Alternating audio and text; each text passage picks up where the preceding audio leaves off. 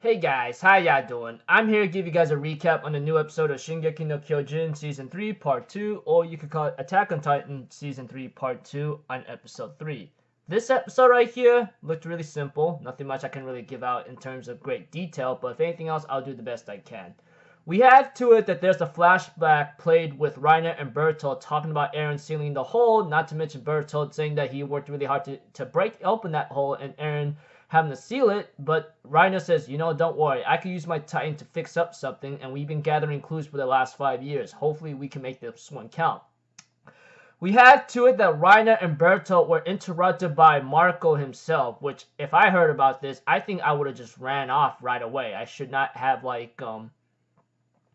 said that, but certain things just had to happen, and after Reiner and Bertolt heard about Marco talking to them, Reiner makes an excuse saying it's a joke, but Marco, on the other hand, decides to go and says, come on, guys, let's keep our heads together and keep going, And we see to it that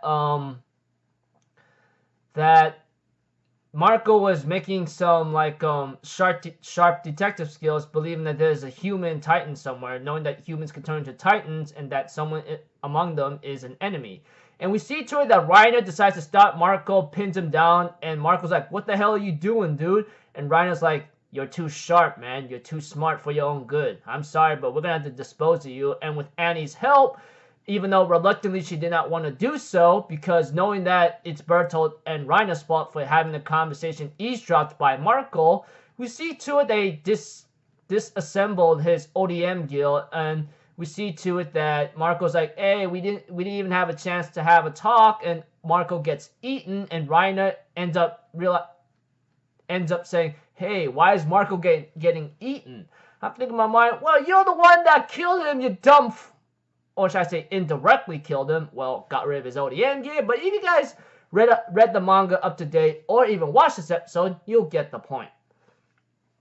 We see to it, we go back to present day, where Reiner got his head blown off, but apparently, he is still alive, and was able to give signal to the Beast Titan and Bertolt. Of course, there was a scene with Jean and Coney, Sasha, and everyone else being happy. However, Sasha and Coney are not happy about this because they think they killed Reiner, which I can understand where they're coming from, but I go like, now's not the time to be feeling any sympathy for someone like him, alright? He done you hell, you gotta do hell to him back. Karma's way of playing with you, But we see to it that Armin says, there was no room for negotiations, having to talk to Mikasa and Hanji about it.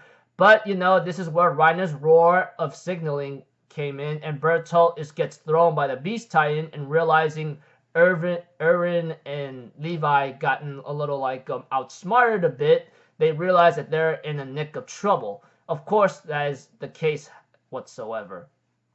Speaking of which, I forgot to mention a conversation between the Beast Titan user along with Reiner and Bertolt before the day they were gonna fight the Survey Corps. Sorry for being a little disorganized, forgive me. We see to it that they were still hesitant to actually get the coordinate instead of rescuing Annie, and the Beast Titan threatens Reiner, I don't mind fighting you again, but the moment you lose, you're gonna have to give up your freaking armor to another warrior. You got it? Listen, I want this to end. All of it.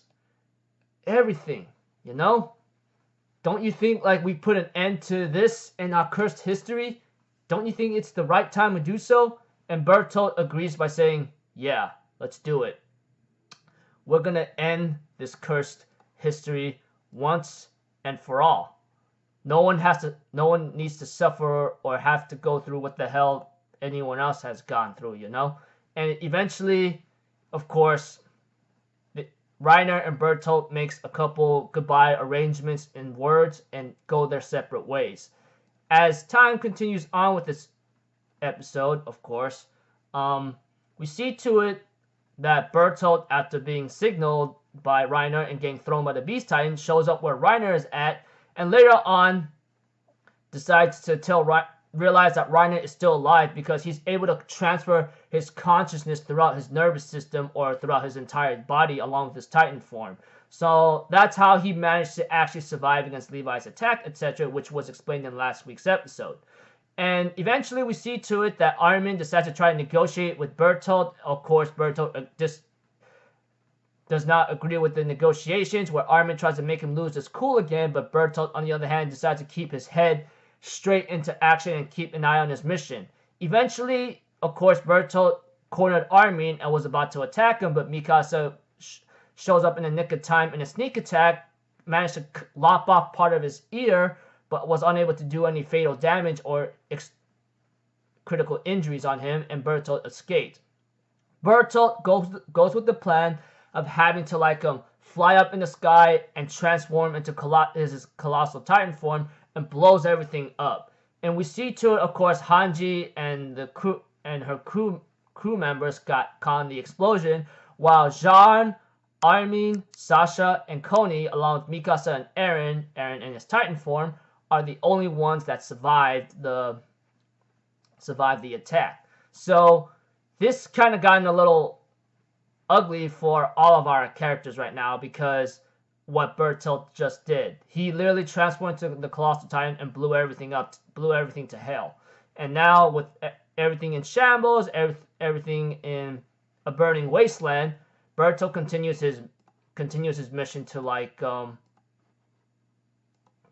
let's see here, to do what he has to do. And eventually, as time continues on with this episode, we see to it that Armin wants to reunite with the commander to figure out the next plan, but unfortunately, John Boy ends up telling Armin, "Let me tell you something right now. We can't do that. If we let the Colossal Titan do what he wants, he'll end up spreading fire to where the horses are at, and they'll get sandwiched in." And Armin realizes that they have to defeat Bertolt in his Colossal Titan form right here, right now. This only makes things worse for everyone else because of what just happened, and Eren realizing this was part of the Beast Titan's plan, with the Beast Titan having to play with his ear a bit, going as a signal by saying, "All according to plan."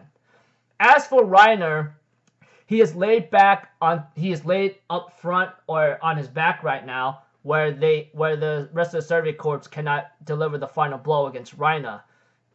And of course, Reiner's head is being reformed or something, so that's another thing. So, etc. So yeah, pretty crazy, intense episode. Knowing that the Soviet Corps are at the corner, knowing that Bertolt became the Colossal Titan and blew everything up, and as for the Beast Titan, it's all according to his plan. While Reiner, he managed to survive by transferring his consciousness throughout his entire nervous system, etc. Thanks to Bertolt having to put Reiner on his back. Yeah. And Reiner is regrowing his head, so yeah. Flashbacks of Marco and of course the night before they were about to fight the Soviet Corps. So yeah, sorry for being very disorganized and repeating myself with too many of the same word, but it is what it is. Anyways, looking forward to next episode. It's called The Perfect Game. I'm not going to explain anything there, just the title itself, and that's about it. So until then, I will see you guys in the next video. I'm out for Zero, people. Have a good day, and I'll see you guys next time, right? Peace out. Bye-bye. Toot-toot-toot!